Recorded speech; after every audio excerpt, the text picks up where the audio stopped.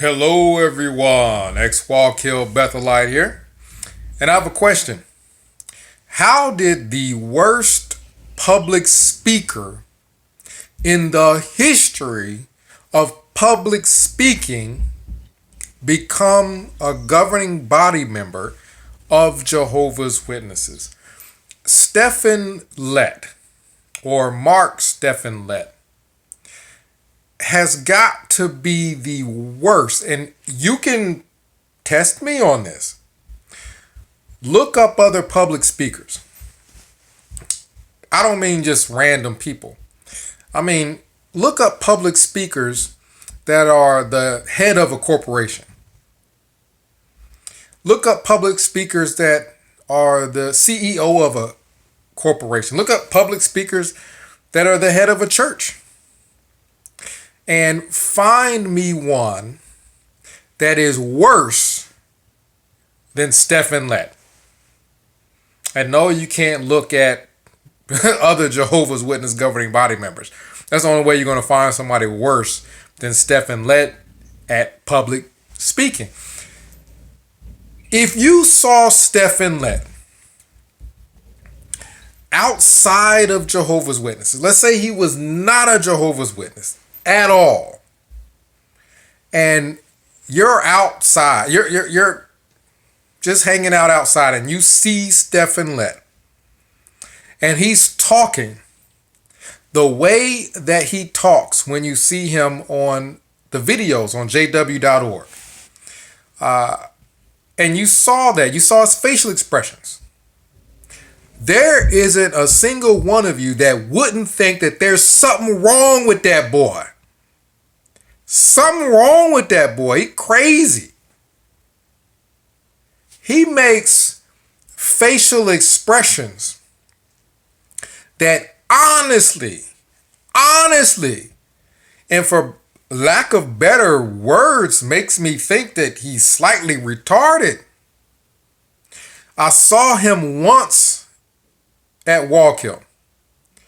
We were in the root cellar, and we had a pallet of romaine lettuce, and we would get things prepared, put them on pallets, bring them back over to the main warehouse where it would be loaded on the trucks and sent to Patterson, sent to Brooklyn, so on and so forth. He pops up in the root cellar, and we're all looking like, that's Stephen Lett. And he, pats the pallet of romaine. I've mentioned this before. He pats the pallet of romaine lettuce and gives that weird smile that he has, where he smiles and his whole face goes berserk when he makes a facial expression. He can't make a facial expression without his entire face looking like he is possessed. How did this dude become a governing body member? Who would think it was a good idea to make someone who looks that retarded when he speaks the face of an organization? Well, one thing that's interesting, to me at least, is that I can hardly find any information about the guy. Prior to him becoming JW and pioneering, his upbringing, how he grew up, his parents, what his parents were like. Other governing body members have their whole life story in the watchtower there at jw.org. Or in an article on jw.org, but I can't find anything on Stephen Lett, and I seriously doubt that they just up and forgot to do Stephen Lett. If you guys can't find the article, because I'll look. If you do find the article, let me know in the comment section down below so I can look it up and read it. But I couldn't find any article on his life story. And you have one for all the other governing body members, which means that they would have left it out intentionally and just forget about it. So there's something about this particular person, because 1 and 1 are not making 2 here. He pioneers for 1 year, and then he goes to Bethel. Now, you're supposed to pioneer for 2 years. That's what I was told. Unless it was different back then, what I was told is that you pioneer for 2 years and then you apply for Bethel. They want to see that you're able to keep up with a routine. They want to see that you're disciplined, and they don't figure that out in 1 year. They want 2 years of you in the full-time service pioneering, and then you apply for Bethel. Well, Stephen Lett applies after just 1 year. The guy does 1 year, goes to pioneer school, and bam, he's at Bethel. Something's not right there. Something's not right there. Then after he gets to Bethel, he stays at Bethel for how long? 4 years. 4 years was kind of the minimal. 4 years is what you were supposed to do at minimum. So Stephen Lett is doing the minimum, and he's shooting up the ranks of Jehovah's Witnesses. That should tell you something. He's shooting up the ranks, doing the bare minimum. Somebody liked that guy. Somebody liked Stephen Lett, because he got into Bethel pioneer in 1 year. And think about it. Why would Stephen Lett need to be at Bethel? What's one reason he needed to be at Bethel after pioneering for 1 year? Because it's my opinion that they wanted to make him a governing body member. Early on, they already knew they wanted to make him a governing body member.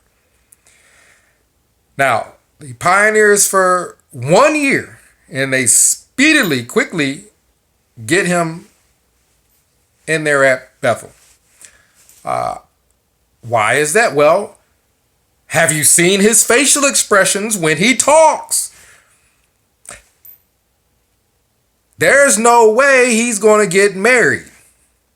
There's no way a woman is going to look at that insanity and want to date and marry the guy. Like, that's supposed to be it for her. You're sitting on a date, whether there's a chaperone there or not, and you're looking at Stephen Lett, and he's making all these weird faces while you talk, and you mean to tell me there's some woman somewhere that thinks, oh man, this is it for me. This is my this is my dream guy. I gotta marry him. You know Stephen Lett wasn't having any success with women walking around looking like that. So people go to Bethel, and regardless of how they look, because they are at Bethel and because people put Bethelites on such a pedestal, it's easier for them to get married. There are Bethelites that marry 10, 15, 20 notches above their grade just because they're at Bethel. So it makes sense then that if the powers that be, because I don't believe that the governing body members themselves run the entire organization. Because if you took Stephen Lett and made him the CEO of Coca-Cola, he would have no clue what to do. He can't run a big corporation. If you took Samuel Hurd or Tony Tight Pants and made them the head of Toyota or something along those lines, They wouldn't know what to do. Someone else is. A lot of these guys are coming out the military and going. Someone else is running the corporation. There's nothing in the. Back then it was called a theocratic ministry school. There's nothing in the theocratic ministry school that teaches you how to run an entire corporation. So no, they did not go from the circuit work, visiting congregations and giving talks, to running an entire corporation. Someone else is running a corporation, and they're picking people to be on the governing body. And Stephen Lett definitely needed some help. So I think after 1 year pioneering, they're like, we're not going to get this boy married. We're not going to get this boy married because he looks retarded when he gets on the platform. So let's bring him to Bethel as soon as possible. He'll easily find a wife, and which he did. Susan, he married Susan. And then after 4 years, like the minimum to spend at Bethel. He already spent the minimum pioneering, like 1 year to get to Bethel. Then he spends the minimum at Bethel 4 years, and immediately he's in the circuit work. Are you serious? Are you serious? Are you seeing the pattern here? You're seeing someone who, on his own, there's no way people are looking at him. Because one thing about J Dubs, oftentimes, you see people on the platform a lot, whether it be at the Kingdom Hall or what, you see people on the platform a lot. So a lot of what people at the hall would know about him would have to do with him on the platform and what have you. So there's no way he gets up on the platform looking that insane when he talks, and they think, yeah, that guy needs to go in the circuit work and give a lot of those talks. It'd be different if he was really, really good at giving talks, but just had a problem with his facial expressions. Like, he can't control them. Like, his face has a mind of its own. Like, his face is trying to tell everybody this is BS. It's BS. His face is saying it's BS, making all kinds of faces. Like, his face, it has a literal mind of its own while he's talking. And his face is allergic to what he's saying or something like that. It'd be different if he gave really, really, really good talks and had, this really, really good quality, but he made bad facial expressions.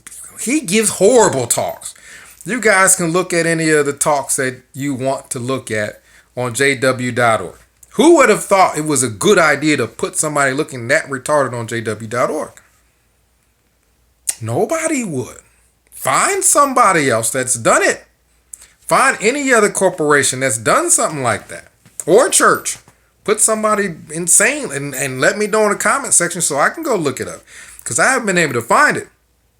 So obviously they selected him for a reason. And that reason was not his speaking ability. The reason was not his composure when he gets up on the platform. The reason wasn't that he had so many years pioneering, because they snatched him out of there in 1 year. Bethel, it wasn't, it said so many years at Bethel, so they snatched him out of there after 4 years. Got him a wife and sent him in circuit work. It makes no sense unless Stephen Lett and Stephen Lett's family knew people and they already decided we're going to put this guy in this position. And I'm thinking that it has something to do with Stephen Lett's family, and that's why we can't find an article about his family and about his upbringing and about who he and his family are, because there is a Stephen Lett who was a doctor. There's not the Stephen Lett that was the governing body member, but there was a Stephen Lett in the past who was a doctor and was a superintendent of a insane asylum. Believe it or not, check it out, Google it. There's a Stephen Lett who was a superintendent of an insane asylum, and he was a doctor and all that. Stephen Lett, from my understanding, married Susan. There's a Susan Lett who was a doctor. I don't know if there's a connection with all these people, but there can be powerful families, you know what I mean, that these people are named after. And these powerful families can be running Watchtower. Highly probable, highly not probable that it's being run by governing body members. None of them have the qualifications or ability to do it. So they can't be doing it. Has to be someone else. And maybe a clue to who that someone else is how the worst speaker in the history of the planet became a governing body member. Who else is connected with him? Somebody connected with him has got some real pull at Watchtower, because they put him wherever he wanted to be as quickly as possible to move him up the ranks. So they made him a circuit overseer, so that he ended up doing what? Not giving talks just at one hall, giving talks all over the circuit. So you mean to tell me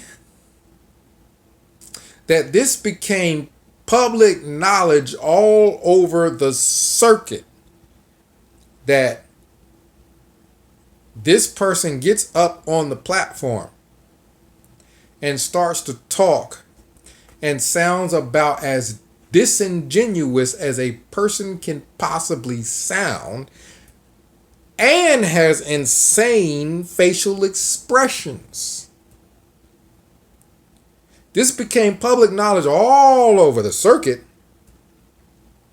because he went all over the circuit doing it. And this is where I'm thinking he may have some kind of a mental health problem. He more than likely has some kind of mental health problem. Because people don't talk like that. Because you're not going to go all over the circuit speaking like that for years. He was a circuit overseer for years, giving talks. And you never got any better? Or were you worse? Were you worse before, and what we're seeing now is him at his best? Because Stephen Lett, is brothers. Let's talk about Jehovah. Jehovah is not Jehovah's name. We told you guys that because you would believe anything we say. Like, I can't on purpose make the insane facial expressions that Stephen Lett makes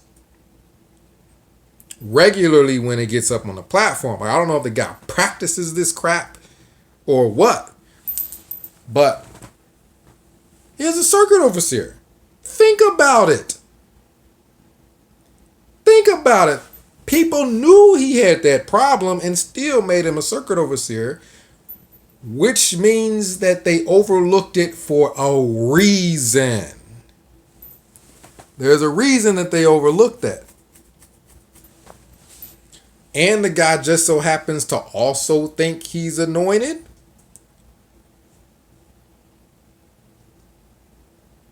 I call BS. I call BS. He chose to be anointed because he knew he was moving up and moving up quick. And that would make him look better as a governing body member.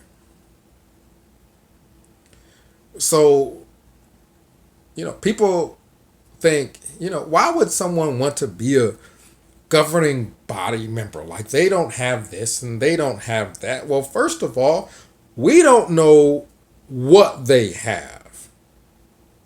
All people know is what's in magazines, and they put what they want in magazines. We don't know what they have.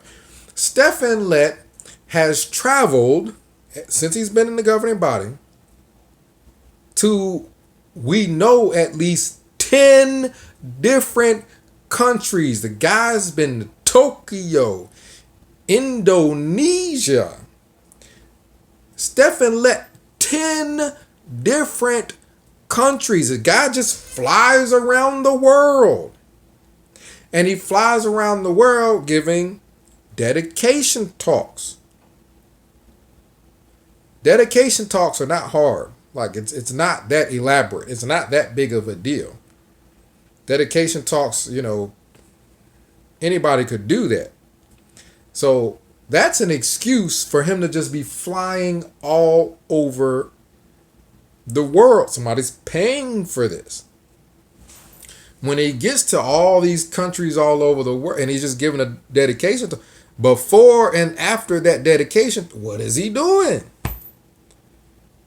Nobody knows. He could be all over the place. Nice hotels, fancy restaurants. You think Stephen Lett is the only one that travels the world? These people, Stephen Lett, and that's in that information there is in the Watchtower. You look up Stephen Lett, it'll show his, when he became a governing body member, then it'll show all the countries he's been to. And you'll count at least 10, and that's all just what they listed. He could have been to more.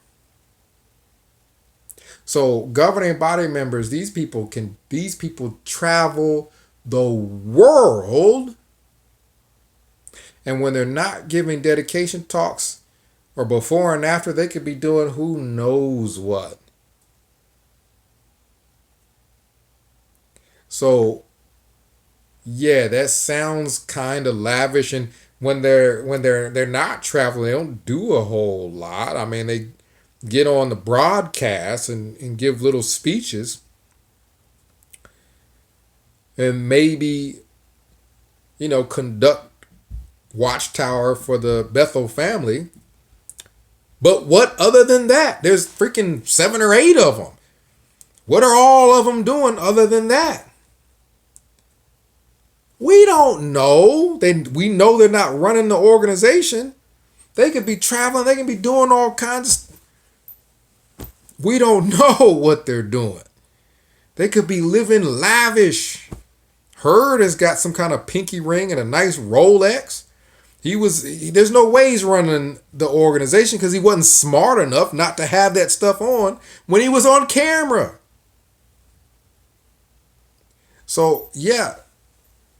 Jehovah's Witnesses are no different from any other church where the higher ups have got money and they're doing all kinds of stuff on the backs of their members, on the hard-earned money of their members.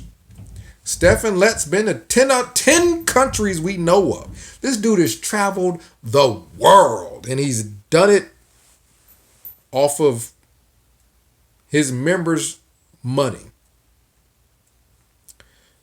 And so have other governing body members. And they're selling properties all around the world and having them built by Jehovah's Witnesses virtually for free labor. People working at Bethel, free labor. Don't tell me Jehovah's Witnesses don't have a paid clergy when you got people traveling the world. He is all over the place, and so are others. Not only that, but don't tell me that Jehovah's Witnesses are selecting people just clearly based off qualifications. Because there's no one that saw him when he was all going around the circuits that didn't think that that boy might be retarded the way he talks. Not to make light of retardation of retarded people, but it's being serious. There's something wrong with him. Everybody saw it. Everybody sees it. So comment down below. Let me know what you think. There's a Stephen Lett that was a doctor and superintendent of an insane asylum. Believe it or not, look it up. And he wrote a piece on masturbation. And it was just interesting that he wrote a piece on masturbation and insanity, thinking that masturbation causes people to be insane. And Jehovah's Witnesses, they're definitely against masturbation. Probably 90% of Bethel does it. Otherwise, they wouldn't have had Pillowgate or the, video about humping your pillow. If people weren't doing it. So check that out. Check all that information out. Let me know what you think down below. Ex Wallkill Bethelite signing out.